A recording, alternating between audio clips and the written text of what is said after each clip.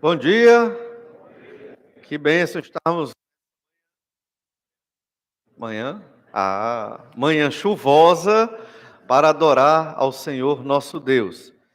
Estamos estudando o livro de Atos dos Apóstolos e nós vimos algumas situações muito interessantes. Primeiro, lá em Atos 1:8, Jesus deu uma missão para a igreja que seria formada em Atos 2, ser testemunha do nome de Jesus. Só que isso envolveu a perseguição. Os crentes seriam perseguidos, a igreja foi perseguida, e a igreja sofreu bastante no meio dessa perseguição. Vimos no texto passado, em Atos 14, na primeira viagem missionária de Paulo, como ele foi ali apedrejado em Listra e sobreviveu. Realmente um milagre, sobreviveu a um apedrejamento dos judeus ali. Então a igreja do Novo Testamento, ela é uma igreja perseguida. Sempre que você lê o Novo Testamento, lembre-se disso. É uma igreja perseguida. Nós não sabemos o que é perseguição. Nós não vivemos numa igreja perseguida, certo? Só que agora vem outro tipo de perseguição, em Atos capítulo 15. Até o capítulo 14, perseguição externa. Em Atos 15, agora é uma perseguição interna. Até Atos 14 havia uma perseguição na violência, tentando prender ou até maltratar fisicamente os cristãos. Agora, em Atos 15, é uma perseguição de dentro da própria igreja, não é perseguição física, mas é uma perseguição doutrinária. Por isso que em Atos 15 nós vamos meditar no tema de que devemos lutar pela sã doutrina. Dentro da própria igreja surgem os falsos ensinos. E em Atos 15 nós vamos ler sobre o primeiro concílio da igreja cristã. Houveram cerca de aproximadamente aí 21 concílios da igreja cristã ao longo da história cristã, que nominalmente falando, né, aqueles que se chamam cristãos no mundo, inclusive os católicos romanos, que estão longe, né, de ser cristãos como a Bíblia diz, mas entra aí nos 21 concílios da chamada igreja cristã. E nós vamos, no capítulo 15, ver o primeiro destes concílios, que é bíblico, realmente um concílio da igreja, e por que ele foi instalado. Mas antes é interessante meditar sobre a motivação. Devemos lutar pela sã doutrina. E os crentes têm que se preocupar com isso, por quê? Porque pode acontecer na nossa igreja. E sempre quando acontece, né, é muito triste, é muito doloroso, mas esse é o motivo de discordar. Esse é o motivo, não só de discordar, mas é o motivo de discordar de uma maneira mais firme e de haver divisões na igreja. É pela sã doutrina. E é por isso que a igreja é tão fragmentada até hoje, né? A igreja católica se fragmentou em igreja ortodoxa. Ela é católica, quer dizer, universal, aí foi para ser ortodoxa grega, católica romana. Posteriormente, né, houve a reforma protestante, então houveram várias, e aí, daí para cá, várias fragmentações da igreja, por conta de doutrina. Por conta de doutrina, muitas vezes por conta de doutrina. Já na modernidade, a igreja se fragmentou por outras razões também. Então, mas apesar disso, ainda hoje a igreja deve lutar pela sã doutrina. Doutrina é fundamental. Uma vez uma irmã perguntou para mim, pastor, quando é que a gente deve saber quando sai de uma igreja? Né, quando afetou a doutrina.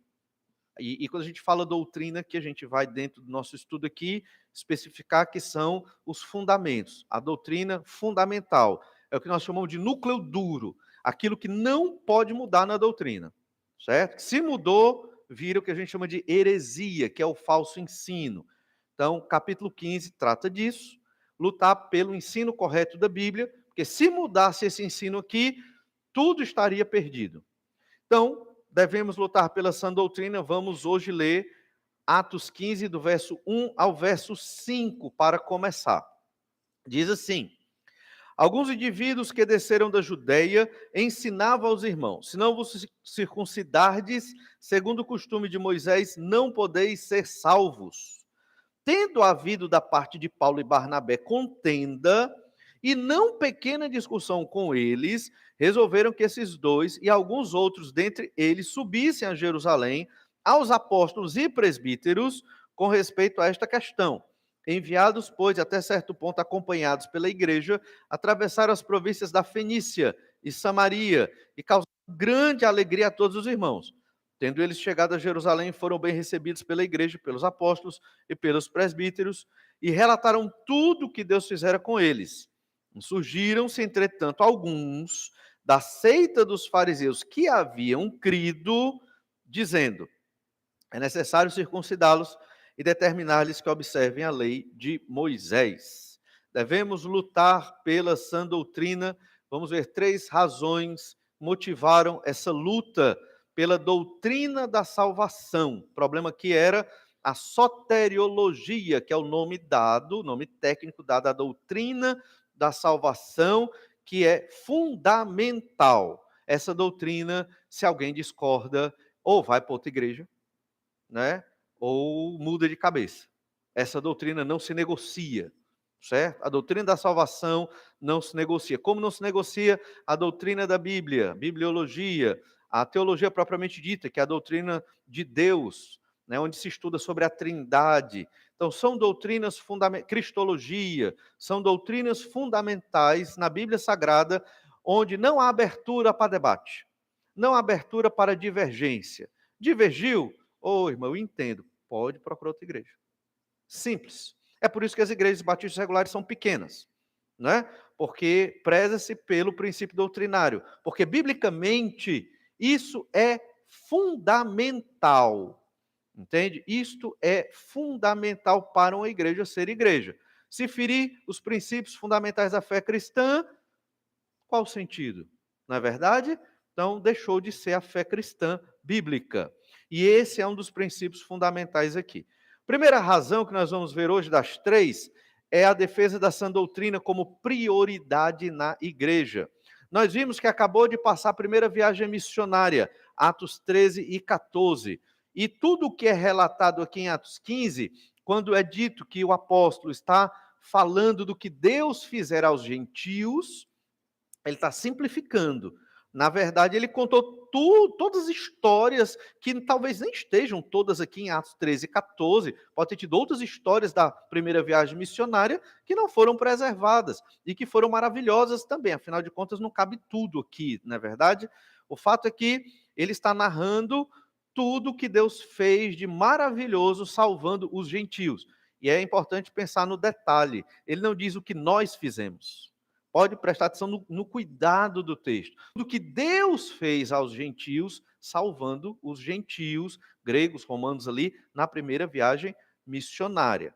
Então, a igreja enfrentou muitas lutas externas e perseguições, e agora a luta é pela defesa da sã doutrina, certo? Isso é fundamental. E é uma luta que nós temos até hoje, porque existem muitas igrejas que não só discordam da sã doutrina, na verdade, até concordam com a mesma doutrina que nós concordamos.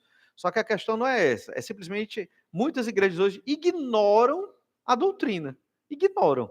E fazem outra prática. Entende? Mexer com a emoção das pessoas, mexer com a necessidade, o sentimental, para ter membros nas suas igrejas. Isso é ignorar a doutrina. Não ensinar o evangelho é tão ruim como modificar o evangelho. É tão ruim quanto modificar o evangelho. Então, hoje, percebeu-se que ferir a doutrina diretamente dá trabalho. O que é que a gente faz? Concordamos com a doutrina de vocês. Deixa aqui, bota aí, assim, no arquivo a doutrina. Vamos agora ensinar como as pessoas vão ser felizes. Vamos agora dar uma injeção de ânimo. Então, as igrejas hoje estão trabalhando nesse sentido. Isso tem sido o evangelho para muitas igrejas. Fala de Jesus, sim, mas não fala de carregar a cruz, tomar a cruz, nem fala de negar a si mesmo, que é fundamental para ser discípulo de Jesus. Fala o quê? As coisas boas que você vai ganhar estando nesta igreja. E isso é muito complexo, é uma sutileza, mas isso destrói a mensagem central do evangelho do Senhor Jesus Cristo. Qual era o problema doutrinário aqui? Era a salvação por obras. Esse era o grande problema. Atos 15, 1.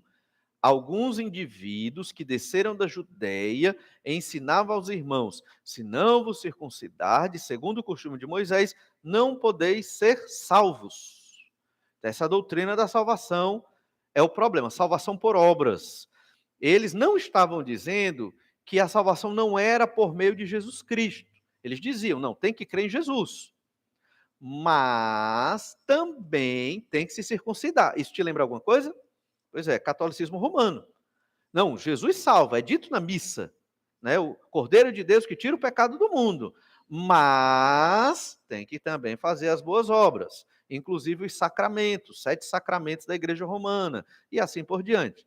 Então, na verdade, toda religião promete um tipo de salvação por obras. A única que não faz isso, porque é divina, é a fé cristã, como descrita na Bíblia Sagrada. É uma salvação pela graça, onde o ser humano não tem participação nesta salvação. Porque se tivesse, seria por obras. Não tem participação nesta salvação. É tudo graça de Deus completa. Então, esse era o problema aqui. E é interessante, você vai perceber, este problema começa com alguns judeus, que os judeus que não creram no Senhor Jesus Cristo perseguiam a igreja, porque diziam que tanto Paulo como outros judeus convertidos estavam desvirtuando a Torá, a instrução da lei de Moisés. E alguns judeus que creram no Senhor Jesus Cristo, fariseus, que eram experientes na lei de Moisés, eles não eram não instruídos, eles eram muito conhecedores da lei de Moisés, do Antigo Testamento, eles ensinavam, eles estudaram, se formaram nisso, mas eles erraram. E a gente vai entender qual foi o grande erro desses fariseus convertidos ao Senhor Jesus Cristo. É por isso abre a nossa mente para um detalhe que a gente não percebe. Você vê um vídeo na internet, você vê um pastor pregando uma coisa lá, aí diz, não, mas ele é doutor. Sim, doutor erra, certo? Mas ele é o grande fulano. Sim, ele também erra, certo? Então, você não deve, ninguém deve usar uma falácia. O que é falácia? É um erro do argumento da autoridade. Você nunca deve usar falácia do argumento da autoridade. Chega uma pessoa para você e diz assim, mas por que esse versículo na Bíblia é do jeito que você está dizendo? Aí você responde, porque o pastor lá da igreja diz que é assim. Isso é falácia de autoridade. É um erro de argumentação. A argumentação ela deve vir intrínseca ao texto. Ela deve ser uma argumentação interna. O texto se sustenta. Não é porque o pregador X, o doutor Y falou. Certo? Então isso é muito importante. Por quê? Porque eles erram, e erram feio, e os fariseus crentes aqui, eu nem duvido que eles sejam crentes, eles erraram, e feio, e feriram a doutrina fundamental, certo? A doutrina da salvação, dizendo que tem que ser circuncidado. Talvez para nós seja muito fácil condená-los, certo? Mas a gente, ao longo do nosso estudo de Atos 15, vamos perceber que eles não estavam agindo de má fé, certo? Eles estavam crendo que realmente era a vontade de Deus circuncidar. Eles criam nisso. Jesus é o Messias, mas tem que circuncidar também. Entende? Eles não conseguiram captar o que estava acontecendo naquele momento, no mundo e no povo de Deus. E a gente, até nós, hoje, temos dificuldade de captar isso. É por isso que existem os adventistas do sétimo dia, porque eles ainda não entenderam que o sábado passou e que as leis alimentares, dietéticas, lá de Levítico 11, também passaram. Eles até hoje estão nesse negócio. Então, quer dizer, muitos não captaram a mudança dos tempos, e a gente tem que entender isso. E esse estudo é muito voltado para uma área chamada apologética. Se você não ouviu essa expressão, é uma expressão que significa a defesa da fé. Todo crente tem que se preparar para defender a fé. Em breve, num futuro próximo, nós teremos o nosso curso de Centro de Teologia Manancial, uma disciplina sobre apologética. Por quê? Porque quando você for perguntado sobre algumas questões da Bíblia, você deve ter conhecimento mínimo para apresentar para aquela pessoa. Isso não é só para pastores, missionários, seminaristas, é para todo crente em Jesus. Estarmos habilitados a poder argumentar de alguma forma e mostrar por que nós cremos na Bíblia. Será que a nossa fé na Bíblia é uma fé insana? Eu decidi crer num livro. Será que é a mesma coisa que crer no livro de Mormons? Será que é a mesma coisa que crer no Alcorão? Qual a diferença? Para muitas pessoas é a mesma coisa, é só uma questão de opção. Eu optei pelo Alcorão, o outro optou pelo livro de Mormon e nós optamos pela Bíblia. Porque a Bíblia é idêntica a esses livros, não é verdade? Claro que não. A Bíblia é completamente diferente desses livros, não só no conteúdo, mas na sua composição histórica e no fato que comprova. Existem fatos científicos que comprovam o aspecto sobrenatural da Bíblia Sagrada, tanto de modo externo como interno. Não tem como existir um livro como esse. Quanto mais você estuda e percebe que um ser humano sozinho não comporia certos aspectos da Bíblia, mais você fica maravilhado, porque não tem. Seres humanos escreveram a Bíblia, mas inspirados pelo Espírito Santo de Deus. Eles não tiveram opção sobre o conteúdo, sobre a orientação argumentativa do texto. Eles foram instrumentos usados pelo Senhor, obviamente respeitando as suas características e estilos literários.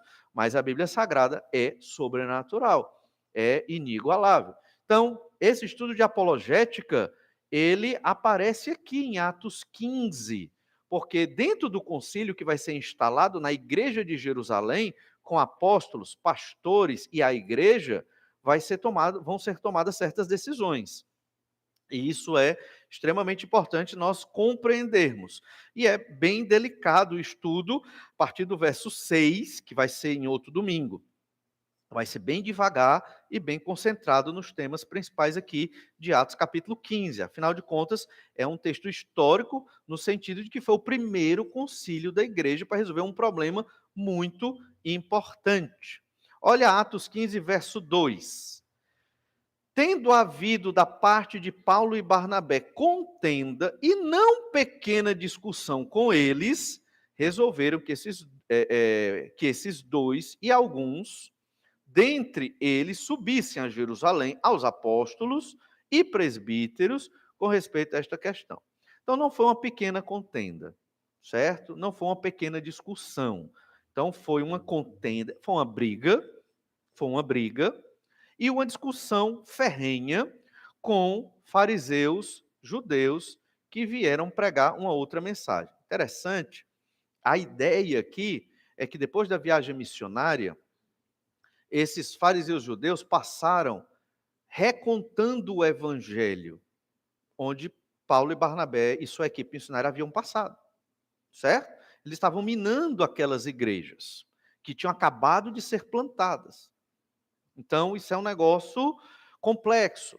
E nós vamos perceber também que estes aqui, do verso 2, na verdade no verso 1, desceram da Judeia, certo? E nós vamos ver no verso 5 que os outros fariseus judeus, crentes, eram de Antioquia, certo? Então haviam os judeus que vieram da Judeia, falando o ensino errado sobre a salvação por obras, e os judeus convertidos da própria igreja de Antioquia, que enviou Paulo e Barnabé. Veja que o problema era muito sério. Foi um problema que poderia prejudicar toda a história dessas igrejas, se não houvesse uma medida enérgica e séria para estancar o falso ensino. Se o falso ensino, de uma perspectiva humana, é claro, né? Deus está na frente da igreja, Jesus Cristo é a cabeça da igreja, o Senhor jamais ia permitir isso. Mas, de uma perspectiva humana, algo deveria ser feito. O ser humano tem que fazer algo. E o fazer algo foi tomar providência para que isso não acontecesse. Paulo e Barnabé, eles estavam no campo. Eles tinham plantado aquelas igrejas, Icônio, Listra, Derbe, Antioquia da Psídia, foram a Chipre. Então, toda aquela viagem missionária, igrejas foram plantadas. Em Atos 14, pastores foram eleitos ali para tomar de conta aquelas igrejas. Aí daqui a pouco chegam judeus dizendo que Você pode crer em Jesus, tudo bem, e vai ser salvo, é verdade, ele é o Messias. Mas você, gentil, quer dizer, o grego, o romano, tem que guardar a lei de Moisés, tem que se circuncidar. Então, isso foi muito impactante para os gregos e romanos. Eles devem ter pensado assim: rapaz, não foi o que Paulo falou aqui, não. Não foi o que Barnabé ensinou aqui, não. E agora, o que é a verdade? Confundir a cabeça das igrejas, certo? Isso é muito complicado, muito difícil. Por isso, Paulo e Barnabé foram muito duros. Foi muito incisivo isso, porque eles tinham que rebater esse ensino, certo? Outro tópico importante, que nós já mencionamos um pouco, é a gravidade do erro. É um erro extremamente grave, certo? E nós temos que ter muito cuidado. Lá nos idos da década de 90, foi criado aqui em Fortaleza, a nível nacional, um negócio chamado União Bíblica Fundamentalista, UBF, certo? Em outro momento, nós vamos estudar sobre a história do fundamentalismo bíblico. O que foi o fundamentalismo bíblico? Foi uma reação a erros doutrinários promovidos por uma teologia chamada teologia liberal, que ensinava, a grosso modo aqui falando, que Jesus não era Deus e que a Bíblia não era inspirada por Deus. Fundamento da fé cristã. Essa teologia liberal, ela foi desenvolvida no final do século XIX, começo do século XX.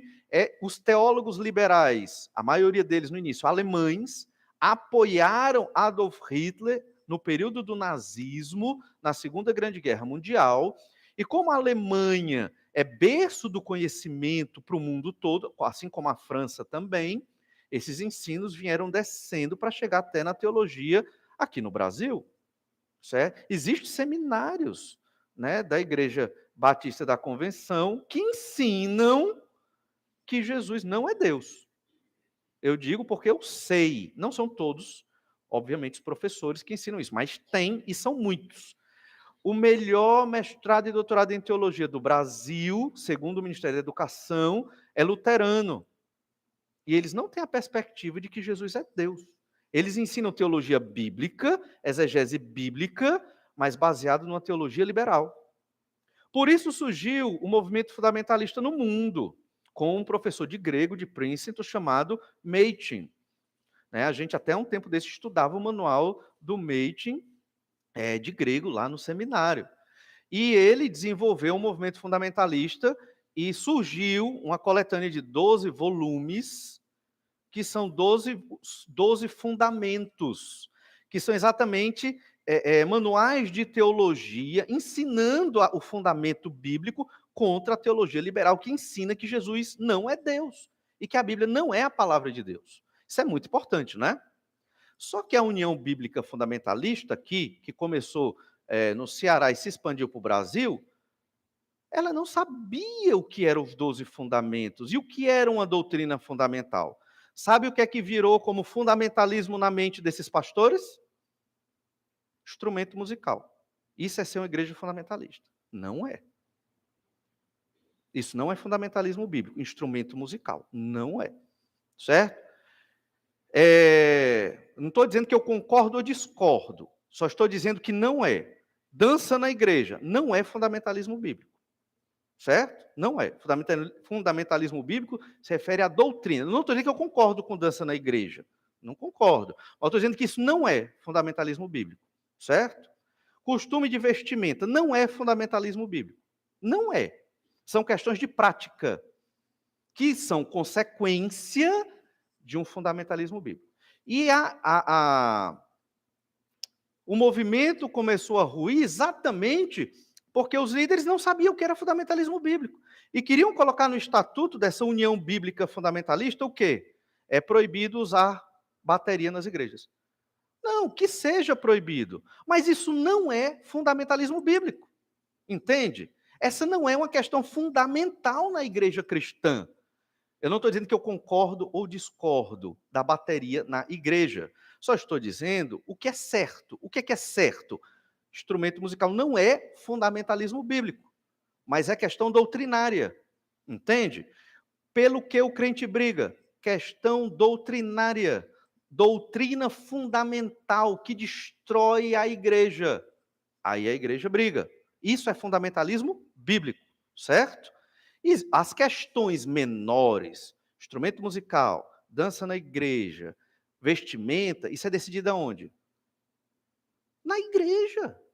A igreja decide como ela quer administrar. Ela pode decidir muito mal e ser um pecado, pode. Vamos decidir que vai ter dança aqui, forró cristão todo domingo. E é terrível. Mas isso é da igreja, entende? A igreja vai gerir essas questões de prática dela mesma. E aí existem outras consequências baseadas nisso. Mas o concílio de Jerusalém, e vamos ver que historicamente quase todos os concílios da igreja cristã trataram de questões doutrinárias, né? Ou que outros vamos chamar de dogmas, né? Ou questões doutrinárias. Isso é muito importante, a apologética trata disso. Resultado, a união bíblica fundamentalista se desuniu e fracassou, porque errou o alvo, entende? Então, isso é muito importante para entender o que é uma teologia liberal. Teologia liberal não tem nada a ver com as práticas mundanas dentro da igreja. Teologia liberal tem a ver com uma doutrina que nega Jesus como Deus e a Bíblia como palavra de Deus. E ainda se dizem cristãos e ensinam isso em universidades e seminários no Brasil e em outras partes do mundo, certo? Isso é uma teologia liberal. Isso é muito importante para a gente não confundir as coisas. Falei de concílio, eu queria só dar um breve relato dos principais concílios da igreja. Foram 7. Concílio de Jerusalém, aqui que a gente está falando, entre 45 e 55 depois de Cristo. Qual foi o tema desse concílio? O tema desse concílio aqui, exatamente a doutrina da soteriologia, né? Salvação somente pela fé. A heresia era exatamente uma salvação por obras da lei de Moisés, né? Circuncisão. A gente vê que isso impactou várias outras partes das igrejas, não foi só aqui. Isso foi se espalhando pelas igrejas, a gente vai ver um pouco mais na frente. Depois, o próximo concílio foi em 325 depois de Cristo, que foi o concílio de Nicéia.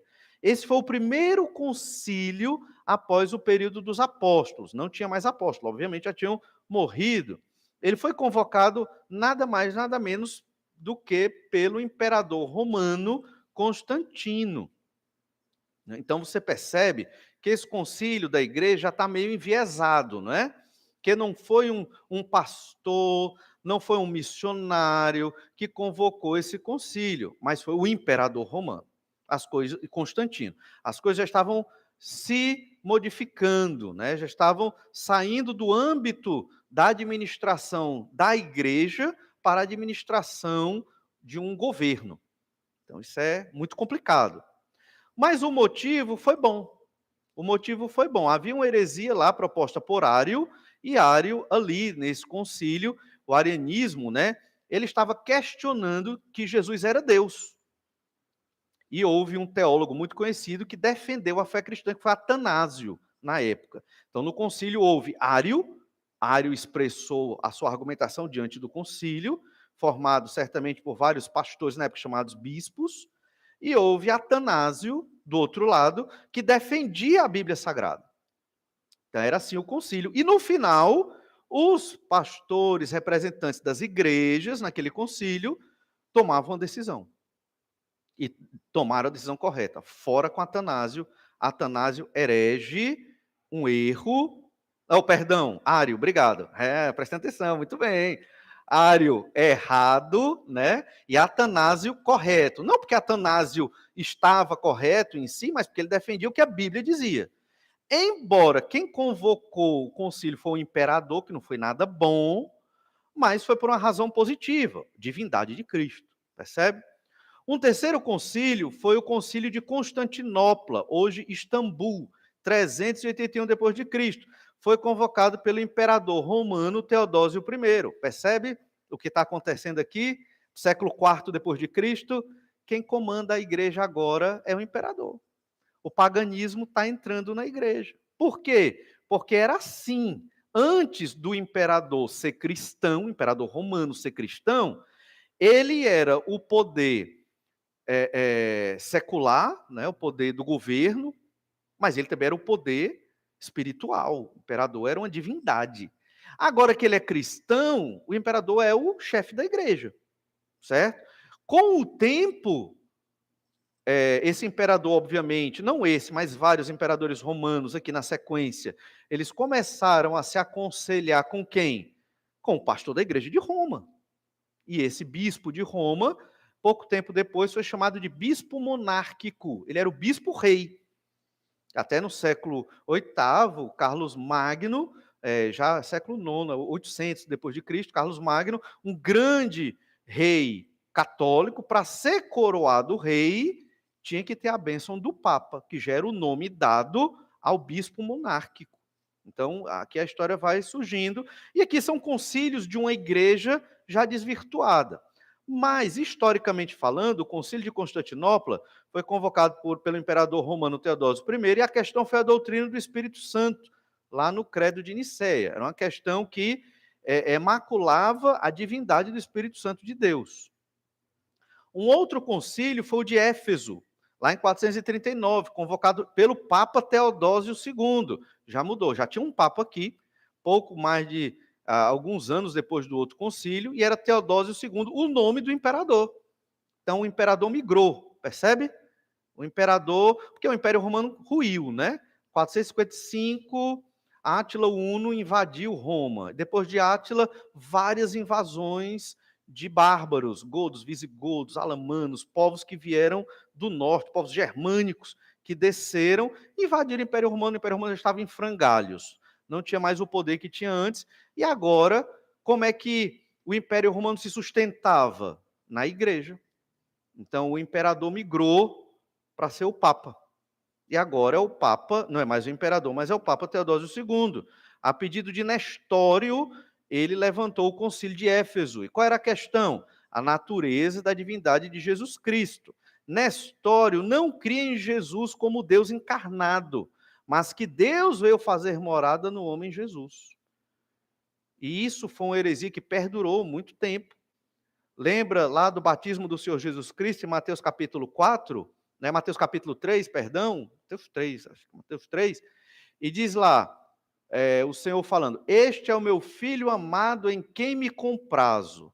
Não tem Deus falando isso? O Pai falando?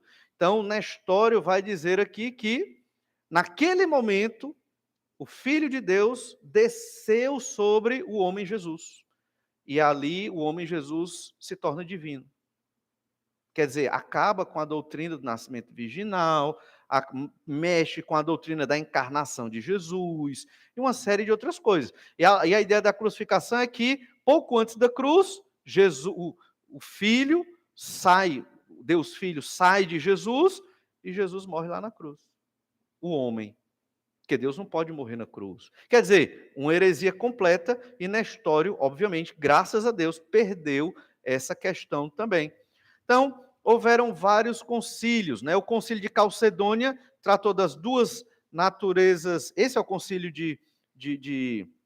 no de Calcedônia se tratou das duas naturezas de Cristo, né? Foi questionada a humanidade de Jesus, Nestório também estava envolvido nisso aqui, e depois vieram os dois concílios mais novos, o concílio de Trento, que foi de 1545 a 1563, foi um concílio que demorou anos, os concílios duravam pouco tempo, naquele mesmo ano se resolvia, mas o de Trento foi muito tempo. Por quê? Porque o concílio de Trento foi o concílio da Contra-Reforma. Houve a Reforma Protestante, 1517, a data oficial da Reforma Protestante, e depois desse período da Reforma Protestante, a Bíblia, a palavra de Deus, foi colocada assim, no lugar dela, a revelação de Deus, foi traduzida a Bíblia, logo pouco tempo depois, né, para o alemão e para outras línguas naturais também, porque antigamente era só em latim. Por conta disso, a Igreja Romana se viu na obrigação de definir algumas questões. Então, no Concílio de Trento, foi definido que a Igreja Romana teria duas autoridades. Isso foi uma reação à Reforma Protestante, por isso que é chamado de Contra-Reforma. Uma autoridade, a tradição, Segunda autoridade, a Bíblia. Pronto, foi no Concílio de Trento. Antes de 1545, era só a Bíblia. Já existia na Igreja Romana, claro, uma autoridade da tradição, no período das indulgências, na Idade Média. Mas foi no Concílio de Trento que isso foi considerado dogma, palavra de Deus. Eles diziam assim, era a palavra de Deus, é a vontade de Deus revelada, é que a tradição é autoritativa.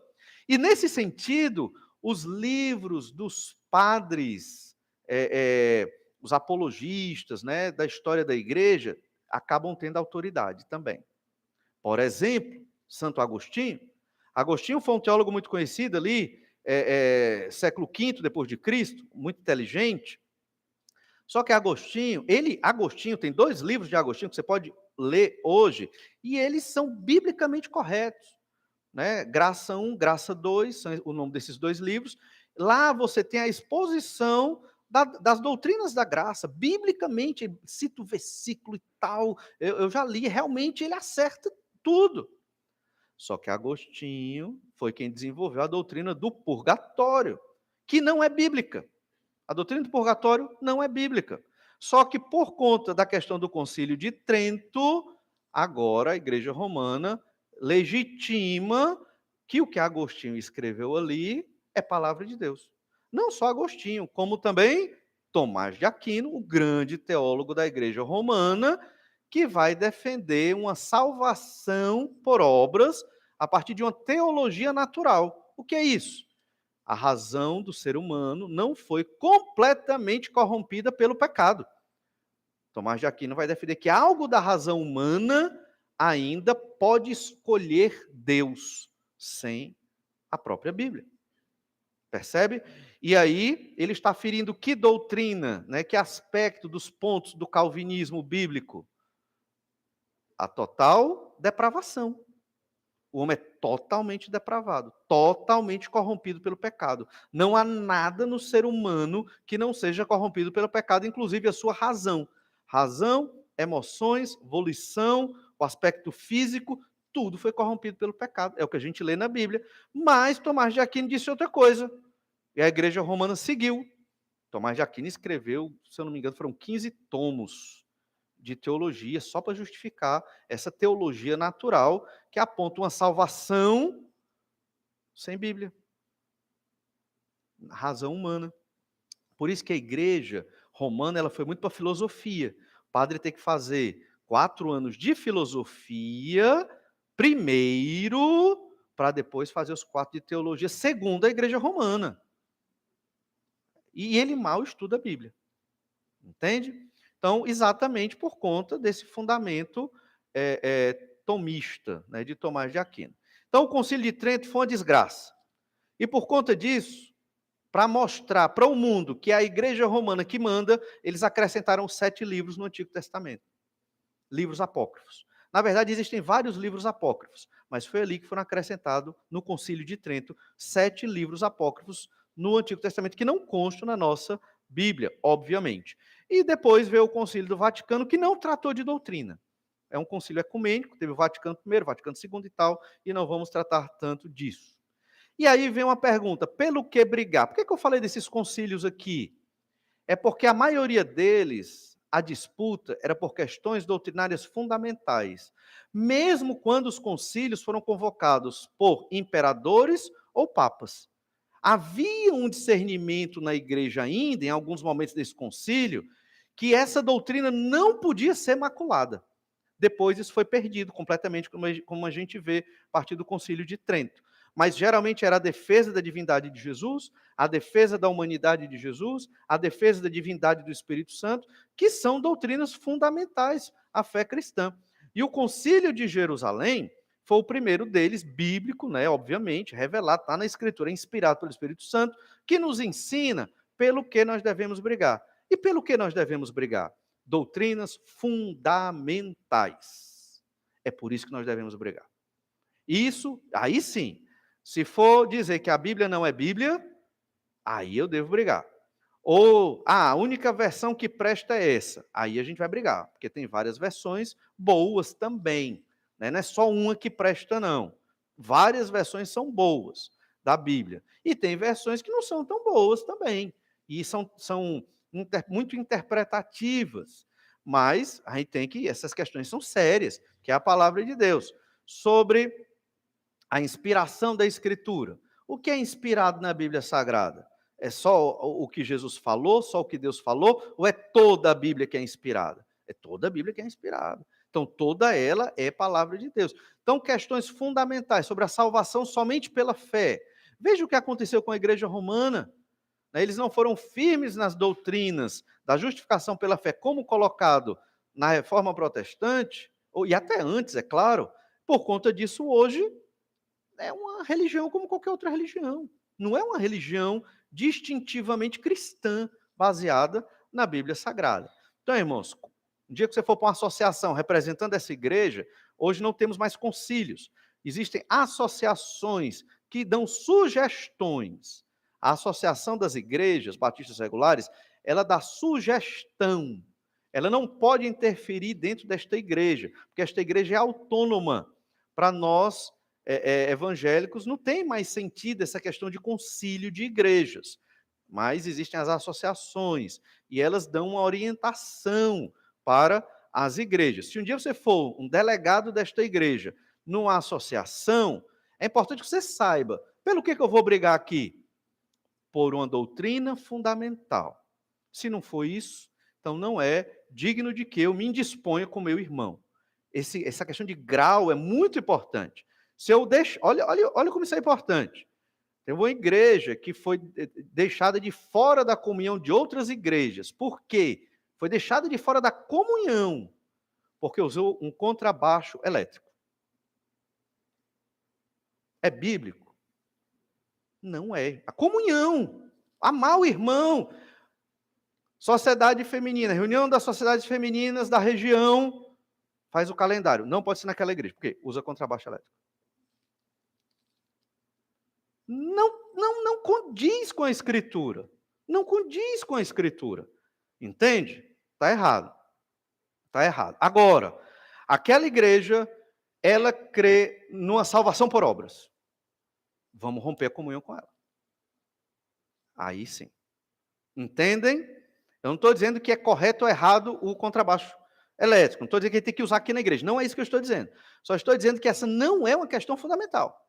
A questão fundamental é a doutrina. Chega uma igreja ali que diz que Jesus é um grande mártir, um guru, um mestre, mas não é Deus encarnado, nasceu da Virgem Maria, como diz na Bíblia. Se uma igreja diz isso, irmãos, não pise naquela igreja. Claramente eu vou dizer. E digo o nome da igreja. Não ande lá, porque aquela igreja não é de Deus. Isso é muito importante, irmãos. Agora, nós podemos também, óbvio, deixar de ter comunhão com outras igrejas por conta de questões convenientes. Tem uma igreja lá que, como eu falei, defende a mesma confissão de fé que nós. Só que a igreja tem um forró evangélico domingo à noite. Aí não vai. Óbvio. Não tem sentido. É a mesma coisa de eu estou numa folga, saio com minha esposa, eu vou num bar tomar refrigerante. Mas eu vou num bar. Tem sentido. Certo? Então, isso é importante. E, por fim, as autoridades da igreja. Quem eram nesse período aqui? Para a gente encerrar esse aspecto. Tendo havido, verso 2, Atos 15, verso 2. Tendo havido da parte de Paulo e Barnabé contenda e não pequena discussão com eles, resolveram que esses dois e alguns outros, dentre eles lá da igreja de Antioquia, subissem a Jerusalém, aos apóstolos e presbíteros com respeito a esta questão. Quem eram as autoridades da igreja nesse período? Os 12 apóstolos, que ainda estavam vivos, e os pastores. Presbíteros que eram os pastores. Só que você vê que não houve nenhum texto claro que mostra quando esses pastores surgiram.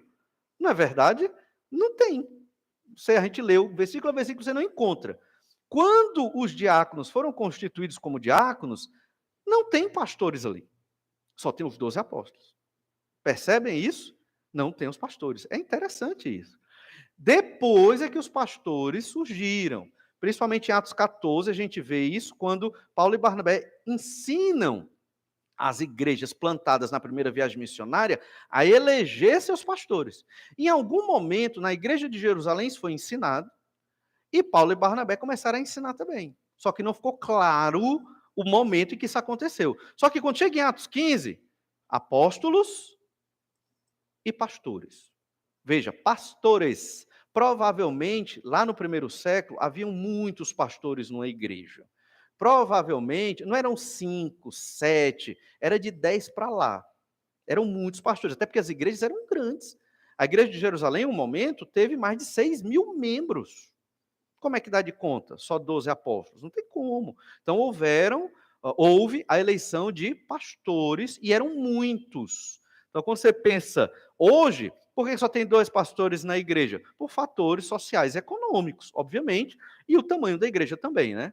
Mas a lógica é que haviam vários pastores, e lá no concílio de Jerusalém, né, vieram representantes de Antioquia, os pastores da igreja de Jerusalém, os apóstolos, eram as autoridades da igreja, e depois veio a igreja em si participando do concílio. Então, nós vamos no próximo domingo observar essa questão. A defesa da sã doutrina é prioridade na igreja. Então, na igreja de Jesus, irmãos, nós temos que nos amar uns aos outros, tolerar os erros uns dos outros, ter paciência uns com os outros, devemos amar, devemos perdoar. Mas quando mexe na doutrina fundamental, não há negociação. Não há negociação. É um momento de romper, infelizmente. Essa é uma verdade e é algo que nós temos que orar e refletir, porque é bíblico. Está aqui, entende? Graças a Deus a turma não rompeu, graças a Deus. Né? No Concílio de Jerusalém houve um acordo, que é o ideal, é que haja acordo para que as coisas sejam minimamente sanadas. Vamos orar ao Senhor para que o Senhor nos dê sabedoria, porque não é fácil tratar dessas questões, e é melhor tratar delas quando não há conflito, não é verdade? Estamos tratando, não temos conflito doutrinário na igreja. Se um dia vier a ter, né, estamos estudando isso para nos prepararmos para conflitos. Pois vamos orar. Senhor, nos abençoe e nos guarda, ó Pai, nos dá sabedoria para estarmos preparados, ó Deus, para defender a sã doutrina com amor, com cuidado, mas com firmeza, como aqui Paulo Barnabé e alguns membros lá da igreja de Antioquia o fizeram. Que o Senhor nos instrua, nos ilumine, nos capacite, Senhor Deus, a compreender estas verdades, o grau de dificuldade aqui, o grau de contenda, o grau de discussão que deve ser envolvido quando se refere a doutrinas fundamentais. Peço que o Senhor nos ilumine e nos abençoe como igreja. Em nome de Jesus é que oramos. Amém. Deus abençoe a todos, um bom almoço e até a noite às 18h30.